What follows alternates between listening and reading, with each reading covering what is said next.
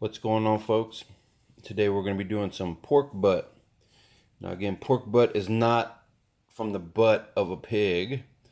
It's the shoulder area, right? And it's not a shoulder roast. It's a pork butt because it butts up to the back side or the top side of the shoulder. Anyways, when you're picking out your pork, make sure it's got a nice fat cap but not too fatty. And you want it to be marbled like that. And you want it to be pink.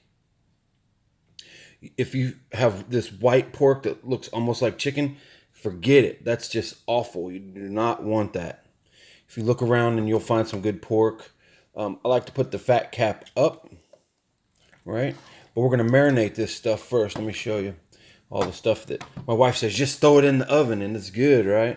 Well, no, not really. It takes some work to make some really fantastic pork. Now, I'm cooking one for her to take to work for her friends, and we're cooking one for the family at the same time. Anyway, so I'll cut some diagonals in this fat and I'll salt it all up. Right, that's the kind of like the first step. But yeah, make sure your pork is pink and it's got good marbling in it, like this one. Right? So pick out your two good ones. I'm gonna pause the video, wash my hands, and we'll move forward. Okay, so I do this Dominican inspired one, then I do a Korean one, and I do a Mexican kind of one. This one's the Dominican one, where it uses like lots of cilantro, lime, some orange, and garlic and stuff like that. But I, do everything with my own twist. Anyways, so I picked some marjoram, which is a lot like oregano from the garden. So instead of using dried out oregano from the store, I grow my own, and I like to use it when I can. Cilantro from the garden, okay? And then we got a bunch of these Cara oranges. These are seedless, and they're really sweet. And I'll juice a bunch and put it in with the marinade, and then I'll slice some, and I'll lay across the cuts. And then I wrap it and bake it. Now, I actually cover these with industrial saran wrap, a cling film, all right? I also use coriander seed. Now, all this stuff's going to get blended up into the blender, but there's a lot of steps involved. Like, you have to toast off your spices. So I'll toast these seeds. I'll toast my cumin, right? And the black pepper will get into a little spice grinder, and I'll add that in. That's kind of like my base spice mix. My fresh herbs, again, are coriander or cilantro and marjoram, oregano, and then I'll juice these limes, right? Another part of the spice mix I use is stuff called panela. It's kind of like a Mexican sugar. It's basically pure cane sugar that's been rendered down and caramelized, and it's got a really great molasses flavor, but not too much of that sugar, just enough to give it a little flavor. And then garlic. I've got regular garlic and I've got some black garlic. This is the first time I'm adding the black garlic, but I got a bunch of it, so I want to use it. Peppers, Anaheim peppers. This is what you'll normally find in the store, but those actually aren't ripe yet. This is what a ripe one looks like. Anyway, so we're going to put in some Anaheim peppers. And then I've also got some serranos. These are ripe serranos. Most of the time you'll find green ones. And then onions are going to go in there.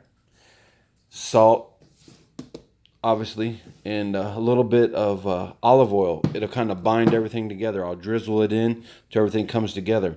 And also, to add a little bit of extra heat, I've got some Carolina Reapers. Look how scary that looks, right? And to mess with these kind of peppers, you're going to need some gloves, man, or it's going to ruin your day. So we're going to have to open these up, right? Take the seeds out, and then we'll toast them a little bit on this little stainless rack. We got to open up all the garlic, chop all of the onion up, and yeah, so we're gonna leave these with the seeds in, but these hot suckers, take the membranes and the seeds out, and I probably won't use all of them. This one actually is a habanero. I grabbed it because it was ready to go, and it's beautiful, but and it has a really good flavor. Actually, it's just hotter than hell, unless you strip it out of the seeds and the pith.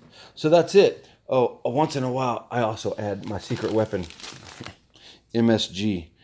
Just a little bit, and don't add a bunch. Add it when you're adding your salt, just a pinch here and there. And I tell you what, it does give a lot of extra flavor to stuff. You know, it's kind of like a, believe it or not, it's a natural occurring thing. It's in breast milk, believe it or not, MSG. So it's a flavor that you guys know, but you don't normally get a hold of it. Now, if you use too much of it, it's rough. It's not really good and tasty. But, you know, the right amount, it really helps bring out great flavors. So anyways, this is my quick and dirty, just throw it in the oven recipe, as my wife says. But she really loves the end result. I might use 4 onions. I don't know because we're doing 2, which I've got extra onions that reach as many as I want. I normally like to use a red onion for this, but these yellow onions will be just fine. So that's it, guys. I'll chop all this stuff, blend it, get my stuff marinating. Now you need to marinate this stuff for at least 6 to 8 hours, I think. And then you cook it overnight. So this will go in the oven tonight, and we'll cook it slow, like around 250, right? Until all of this fat breaks down. And once that breaks down, it's done. If you cooking it, say if you cooked it for like 2 days at 250, you'll just cook all the juices out of it, right? And the reason why I put the fat side up is because as it renders, the fat will fall down, and then all the other meat is going to be laying in the juices, so it won't dry out. And then the next thing is, don't pull it out of the oven, right? And let it, and just uncover and start cutting it up, because you need the meat to rest and contract and bring those juices back in. Because if you just cut it, it's just going to steam away and the meat will be really dry, right? So let it rest for a while until it stops steaming, right? And then all of the juices that come off of it, kind of strain those off. You can put them in a pan and reduce it, basically get any of the water out of it that you want and thicken it up, and add it back, right, after you've strained it, to the meat that you're going to shred up, and that kind of gives a lot of great flavor to the meat. So use it as kind of like a gravy, but you got to reduce it down and skim some of the fat off, obviously, so it's not so greasy, right? But yeah, there's going to be a lot of flavor in this, guys. This is an amazing dish. If you've never had this kind of pork, you can see all the stuff I use. Go get it. If you can't get this oregano or rosemary and you live in Excelsior, come by, I'll give you some. If not, just use the dried stuff. So that's it, guys. This is my Dominican inspired pork butt dish. See ya.